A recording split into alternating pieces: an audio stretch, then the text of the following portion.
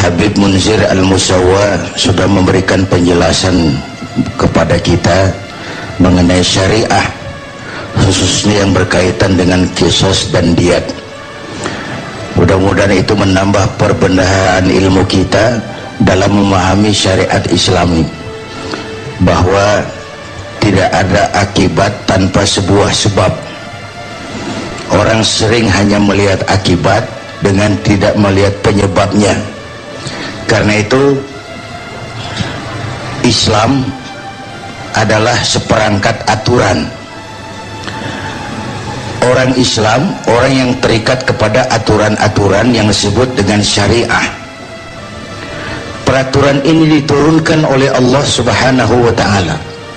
Logikanya, Allah pencipta manusia. Allah tahu benar kemampuan maksimal manusia.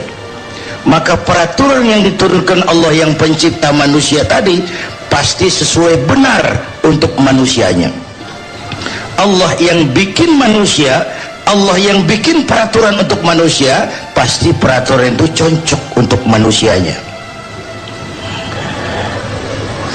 Pabrik mobil di Jepang bikin mobil namanya Toyota. Lalu dia turunkan peraturan, buku peraturan, ini mobil namanya Toyota.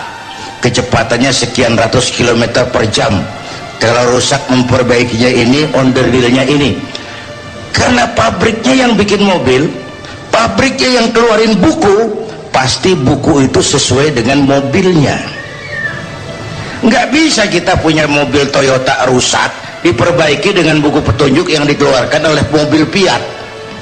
Mobil makin rusak. Jadi kalau manusia kepengen baik, dia harus pakai peraturan yang dibikin oleh manusia, oleh yang bikin manusia, yang dibikin oleh yang bikin manusia. Dia tahu benar tentang kemampuan manusia, dia tahu benar kemampuan manusia maksimal, maka peraturannya pasti sesuai untuk manusia. Contoh, manusia laki-laki senang perempuan, perempuan senang laki-laki, ya bu. Jangan yang gadis, yang nenek-nenek masih gini tuh. Allah maha tahu, maka turun syariat, boleh itu, tapi salurkan lewat pintu yang disebut nikah. Inilah hukum. Maka seluruh syariat Islam itu wataknya ada tiga. Pertama, al-musawat bainan nas fi takalifil ahkam. Semua manusia sama dalam berhadapan dengan hukum Allah. Ini dulu, mencapai proses keadilan. Semua sama dalam berhadapan dengan hukum Allah.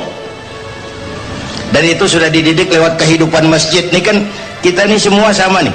Nggak ada warga kelas 1 di sini. Coba lihat adab masjid itu sudah ke arah sana.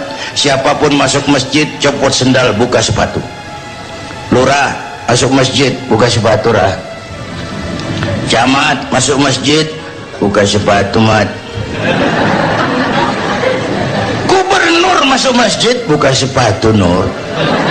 Itu dalam implementasi yang paling kecil. Semua sama di hadapan Allah. Yang paling mulia kan yang paling takwa. Ini sekarang di negeri kita, kalau timbul masalah, nyari yang tanggung jawab, banyakkan yang jawab daripada yang nanggung. Bener pak, banyakkan yang jawab daripada yang mau nanggung. Semua jawab, semua, apalagi jurus ngeles paling bisa. Jurus ngeles, jurus bekelit, ini zamannya nih. Tahu belajar silat di mana? Jurus ngelesnya macam-macam. Oh, bukan kami yang tanggung jawab, bukan kami. Urusan tanggung jawab, banyakkan yang jawab daripada yang nanggung. Bapak Ibu hadirin yang saya hormati, oleh karena itu sikap al-musawat bainan nas fi takalifil ahkam. Semua manusia sama dalam berhadapan dengan hukum Allah. Tadi sudah jelaskan oleh Habib bagaimana Imam Ali kalah berperkara. Kalah dalam berperkara. Kita tidak kepengen TKI kita dianggap manusia cuma karena punya perkara, tapi waktu bekerja dianggap budak. Itu penghinaan.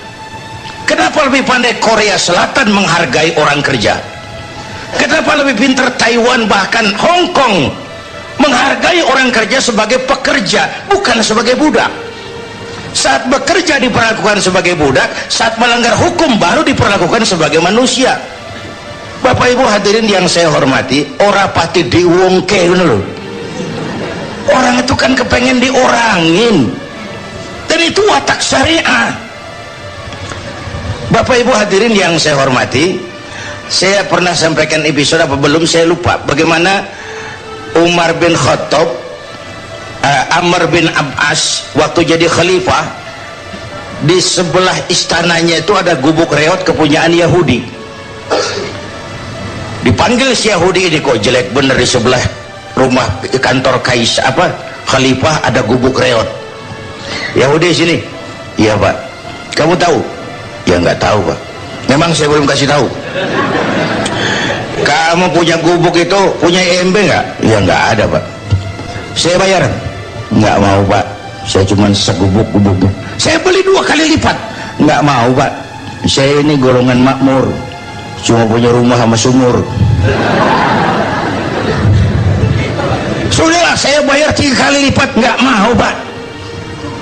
Umar mangkel, Amr bin As mangkel, panggil kamtib. Kamtib zaman itu, gusur, ambil derek, ditarik gubuk Yahudi itu, wah kerubuh, berlinang air mata si Yahudi. Begini nasibnya orang kecil, diderek, digusur rumah saya. Ini Amr bin As kan gubernur, di atasnya masih ada khalifah, saya mau lapor ke atasannya. Laporlah Yahudi ini menuju Medina.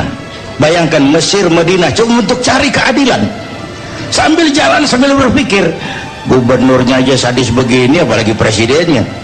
Gubernurnya main tarik, main gusur. Apa saya Yahudi bukan Muslim, apa diterima pengaduan saya? Sampai di Medina, cari alamat khalifah. Ketemu orang lagi tidur di atas daun korma di depan masjid. Selamat siang Pak. Siang. Saya cari Khalifah Umar bin Khattab. Ada. Istananya di mana Pak? Di atas lumpur. Pengawalnya banyak Pak? Banyak. Yatim piatu, orang-orang lemah, orang-orang jompo, janda-janda, tua. Jahat. Ya. Lalu si Yahudi tadi tanya lagi, Pak, kalau itu pengawal Khalifah Umar, pakaian kebesarannya apa Pak? Biasanya kan pejabat tinggi itu pakai yang mahal-mahal. Oh iya, pakaian kebesarannya cuma 2. Apa itu Pak? Malu dan takwa. Itu pakaian yang dia pakai selalu dalam melaksanakan tugas sebagai khalifah. Pakaian kebesarannya cuma 2, malu dan takwa. Itu yang tidak banyak dimiliki pejabat kita sekarang. Pakaiannya bagus-bagus tapi perbuatannya jelek-jelek. Ini pejabat di luar negeri.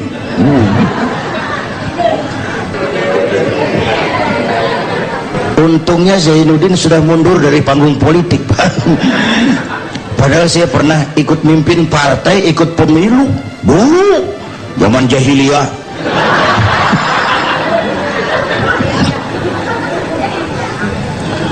Pakaiannya cuma malu dan takwa. Ini budaya malu yang tipis ini, setipis kulit bawang. Kadang-kadang malu sama atasan tapi nggak malu sama Tuhan. Ini kacau nih. Sama atasan takut, sama Tuhan berani. Ini kan lewatan. Pakaiannya malu dan takwa. Orangnya di mana? Orangnya di mana sekarang Pak? Di depan kamu. Jadi, iya. Bapak, iya. Bapak Umar yang kamu cari, saya.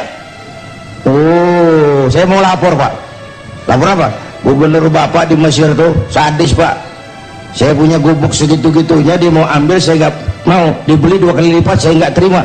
Terus kamtib dipanggil Pak, diderek gubuk saya nuntut keadilan. Oh gitu, iya. Yahudi, kamu lihat tempat sampah itu, lihat Pak, di situ banyak tulang kurma, tulang onta. Tulang onta. Peka bener, kalau orang salah ngerti bener ya. Ambil 1 tulang yang agak panjang, bawa ke sini. Bingung Yahudi. Pak, saya dari Mesir jauh-jauh ke sini mau cari keadilan, Pak.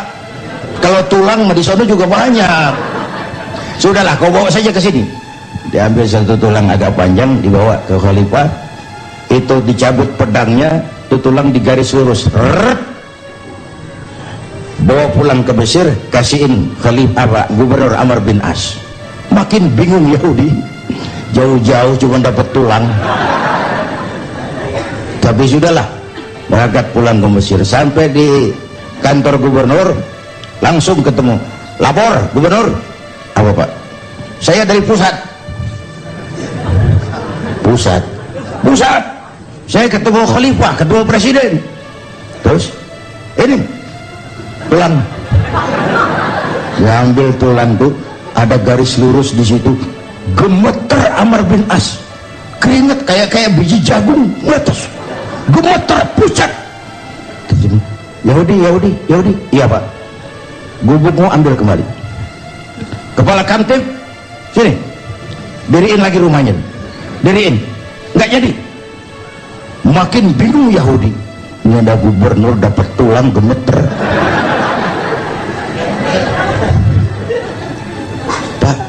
Pak, kenapa kamu dikit-dikit main pusat? Tahu nggak, saya ditegur keras sama khalifah. Beliau bicara dengan bahasa sederhana. Hai Amr bin As, jangan mentang-mentang sedang berkuasa ya. Lu seenakmu. Jangan mentang-mentang sedang berkuasa main garuk gubuk orang. Sedang berkuasa, mumpung berkuasa, berlaku adillah seperti lurus dan adil seperti lurusnya garis di atas tulang ini. Kalau kamu tidak adil, nanti kalau kamu tidak lurus, aku yang luruskan pakai pedangku. Itu maknanya tuh, tahu nggak lo? Main pusat ayo. Jadi Islam adil ya, Pak? Adil. Saya benar, Pak. Benar lo. Main pusat aja lo. Pak, kalau gitu adil ya? Adil. Saya Yahudi lo. Tapi menang. Kalau gitu gubuknya ambil aja deh, Pak. Apalagi kalau buat masjid, ambil aja deh. Saya bayar. Enggak, Pak, ambil aja. Terus enggak cuma ini, Bapak saksikan sekarang, asyhadu an la ilaha illallah wa asyhadu anna muhammadar rasulullah. Masuk Islam karena keadilan syariat itu. Keadilan syariat. Semua sama dalam berhadapan dengan hukum. Karena keadilan yang masih mahal di negeri kita. Ya, Bu? Keadilan yang masih mahal. Kata teman-teman di kampung saya, kalau kita mau cari keadilan, kita kehilangan ayam, mau laporan itu mesti jual kambing. Nanti diurus perkaranya, kepengen menang mesti jual sapi. Gara-gara laporan ayam hilang, kambing hilang, sapi dijual. Itu harga keadilan masih sangat mahal. Nah, Islam mengajarkan semua sama dalam berhadapan dengan hukum. Itu satu. Yang kedua, sifat syariat itu adamul haraj. Ada tahapan. Ngono ya ngono ning ojo koyo ngono. Itu adamul haraj, Pak. Adamul haraj. Tadi istilahnya Habib Munzir, kesiapan masyarakat dalam melaksanakan sebuah hukum. Kesiapan masyarakat. Ada tahapan. Dulu masyarakat jahiliyah itu sedang mabuk, Pak, minum arak. Kalau sudah minum mabuk, tidak cukup minum, mandi pakai arak. Menghadapi masyarakat begini, ada tahapan yang ditempuh syariat. Pertama, jangan kamu dekati sholat kalau kamu sedang mabuk. Tahap pertama, Quran cuma bilang mereka bertanya kepadamu tentang arak dan judi. Katakan ada manfaatnya, ada mudaratnya. Mudaratnya lebih besar dari manfaatnya. Baru dikasih warning supaya jauh. Mulai agak menjauh, turun peringatan kedua, la taqrabus sholata wa antum sukara. Jangan dekati sholat kalau mabuk. Berarti 5 kali sehari jaga waktu, jangan mabuk. Makin jauh.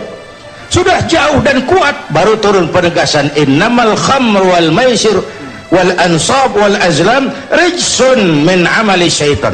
Arak najis, perbuatan setan, jauhi. Nggak kaget karena sebelumnya udah dikasih tahu. Sama juga kita kan berproses. Begitu lahir cuma kena air susu ibu, gedean dikit pisang Ambon.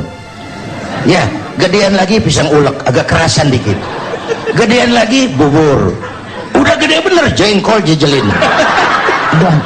Baik, yang luar biasa sekali. Jadi yang jelas ada yang perlu digarisbawahi di sini, bahwa ternyata ketika Allah memberikan hukum kepada kita, tidaklah kita terima mentah-mentah, tapi ada tahapan-tahapan untuk mempelajarinya, ada tahapan-tahapan untuk memahaminya. Tentu saja literatur Islam telah menyediakan khasanah yang begitu luas. Untuk itulah marilah kita bersama-sama untuk mencari literatur yang sangat baik, yang justru tidak mendistorsi pemikiran-pemikiran kita, sehingga menghasilkan satu kesimpulan bahwa agama Islam adalah agama yang sangat ketat aturan.